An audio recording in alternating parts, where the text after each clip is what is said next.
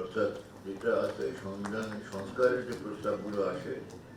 কেন সংস্কারের প্রয়োজন আছে এই যুক্তিগুলো তুলে ধরে মানুষ যদি এটা সমাজে আনে যে এই কারণে এখন সংস্কারের প্রয়োজন আছে, সংস্কার বিবেচনা যোগ্য, তখন এটা অবশ্যই বিবেচনা করা যেতে পারে। বিস্তারিত আলোক আলোচনার পরে যদি একটা মত গঠন হয় সেই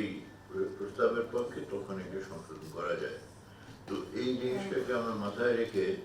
এই এখন যে সংস্কারের কথাগুলো চারিদিকে উঠেছে এটা বিবেচনা করা দরকার। যে ঘরে যে জিনিসটা আমাদের এতদিন ধরে সংবিধান আছে এটার প্রতি শ্রদ্ধা রেখে, এটার প্রতি যে মানুষের যে আনুগত্য সেটাকে বজায় রেখে সংস্কারের কি প্রস্তাব আসে সেটা বিশেষ ব্যাপারে যে সংস্কারের প্রস্তাবনা আছে সেই জিনিসটাকে বিবেচনায় এনে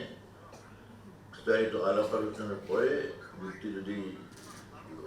ঐকমত্য সবাই পৌঁছায় তখন এই সংস্কার অবশ্যই বিবেচনা করা যায়, গ্রহণ করা যায়।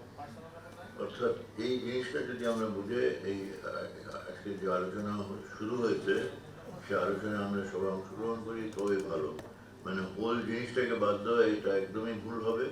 কেন এতদিন ধরে যেটা ভিত্তিতে দেশকে পরিচালনা করা হয়েছে জনগণ মেনে নিয়েছে সেই জিনিসটাকে জাস্ট সেটা ফেলে দিয়ে প্রথম থেকে শেষ পর্যন্ত নতুন একটা সংবিধান করা, এটা কোনোভাবেই এটা যুক্তিসঙ্গত না, গ্রহণযোগ্য না। এই কথাটা বলার জন্য আমি দুটো কথা বলতে চেয়েছি যে আজকে এতদিন যে সংবিধানকে ধরে আমরা দেশ পরিচালনা করেছি সেই সংবিধানের প্রতি মানুষ শ্রদ্ধা রেখেছে, সেই সংবিধানের ভিত্তিতে যা কিছু আমরা অর্জন করেছি সেটা করেছি।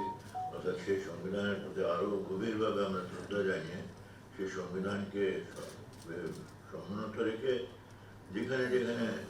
বিশেষ বিষয় বিশেষ কারণে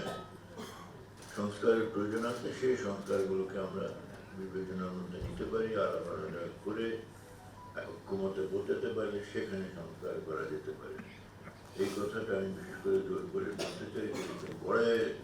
মূল জিনিসটাকে বাদ দেওয়া এটা কোনোভাবে যুক্তিসঙ্গত না, উচিত না। অর্থাৎ আসুন আজকে আলোচনা শুরু হোক কোন কোন বিশেষ ব্যাপারে কোথায় সংস্কারের প্রয়োজন আছে, যারা সেই সংস্কারের প্রস্তাব তুলে ধরেন তাদেরকে তাই বিস্তারিতভাবে এর যুক্তি দিতে হবে যে কেন প্রয়োজন আছে, এবং সেই ব্যাপারে যদি একটা মত গঠন হয় দেশের মানুষের মধ্যে তখন সেই ঐক্যমতকে গঠন করে বিবেচনা করা যেতে পারে। এই কথাটা আমার মনে রেখে সংস্কার আজকে আলোচনা হওয়া উচিত, পর জিনিসটাকে একটা ফেলে দেওয়া যে এতদিন দেশকে আমরা পরিচালনা করেছি, দেশের সঙ্গে একটা ভালো ফসল পেয়েছি, সেই জিনিসটাকে মানে ছেড়ে ফেলে দেওয়ার কোনো প্রশ্ন ওঠে না। তো এই কথা মনে রেখে আমরা সংস্কারের আলোচনা